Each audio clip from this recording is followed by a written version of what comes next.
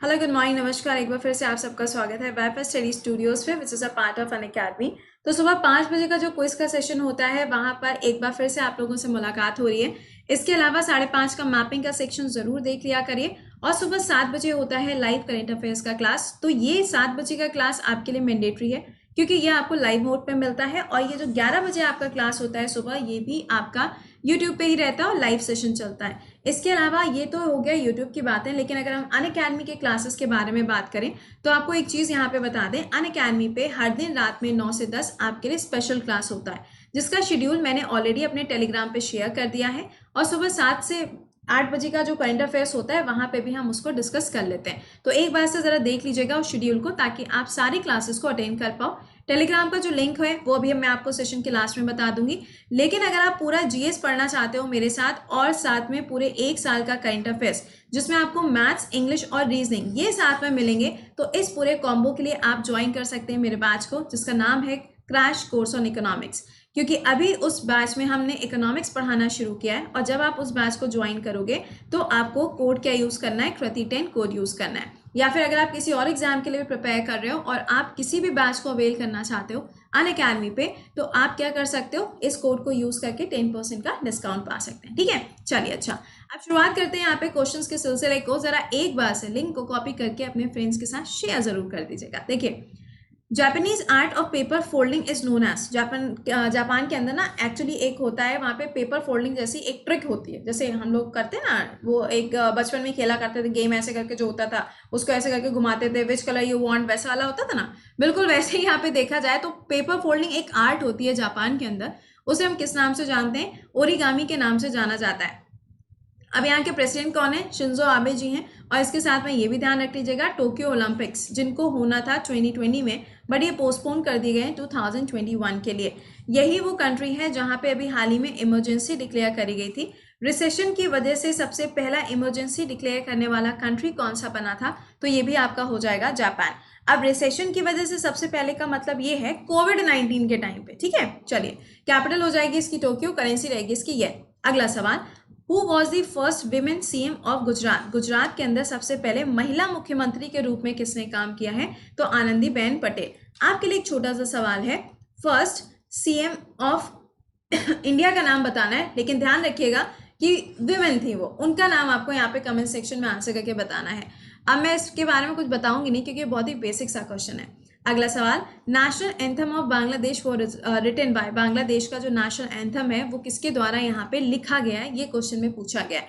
आमर सोनर बंगला सुना है ना सबने यही क्या है आपका नेशनल एंथम है, कहाँ पर, बांग्लादेश के अंदर। इसको किसके द्वारा लिखा गया, रविन्द्रनाथ टैगोर जी के द्वारा लिखा गया है।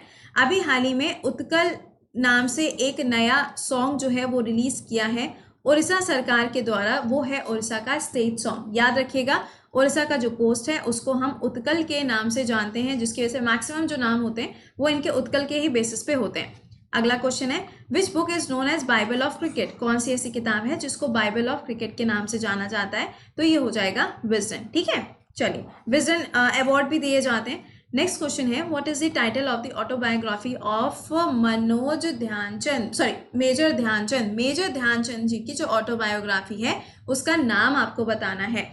आंसर हो जाएगा यहाँ पे गोल। ये मैंने आपको पढ़ाया था, स्पोर्ट्स सेक्शन के ऊपर मैंने आपके लिए एक स्पेशल सेशन भी रखा था और यूट्यूब पे भी हम आपके लिए क्लास लेके आए थे। तो अगर आपने ये क्लासेस मिस कर दिए हैं तो आपको ये कहना चाहेंगे, स्पेशल क्लासेस आपको लाइव ही देखने होते हैं, वो आप बाद में ढूंढते रह जाओगे, मिलेंगे नहीं। तो इसीलिए बोलते हैं कि सेशन के लिए पहले से टेलीग्राम पे जुड़े रहा करिए। क्लास शुरू होने से आधे घंटे पहले, टाइम आपको पता ही है रात में 9 से 10 है, 8:30 बजे लिंक हम शेयर कर देते हैं, एक बार से देख लो, क्लिक मार लो, आराम से क्लास कर लो। ठीक है, चलो अगला देखते हैं। Raja Ravi Varma was famous for, इनकी अगर बात की जाए तो ये पेंटर थे और जिसके नाम से इनको काफी ज्यादा जाना भी जाता था।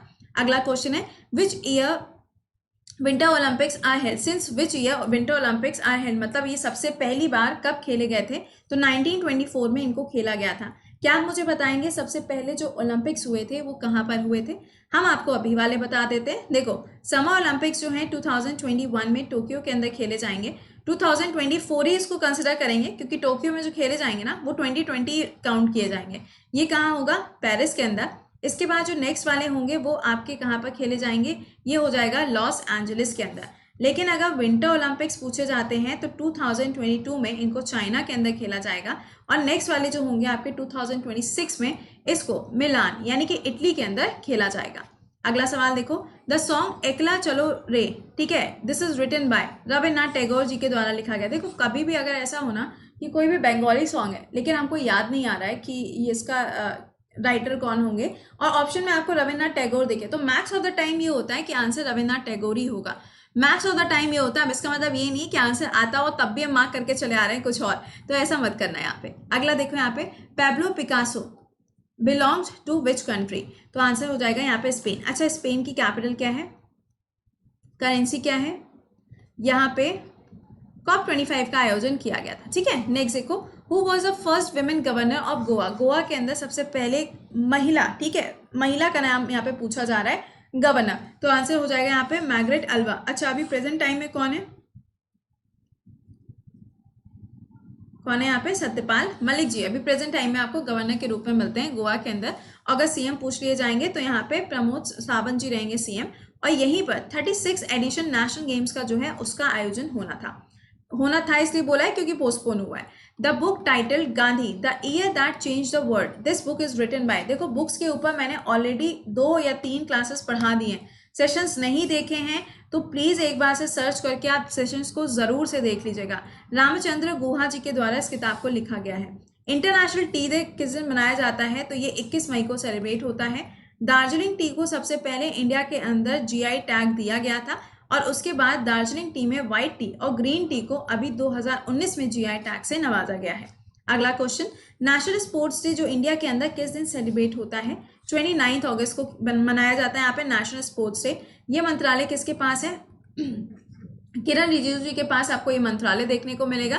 इनकी कॉन्स्टिट्यूएंसी हो जाएगी अरुणाचल वेस्ट यानी कि अरुणाचल प्रदेश से, इंपॉर्टेंट रहेगा, याद रखिएगा।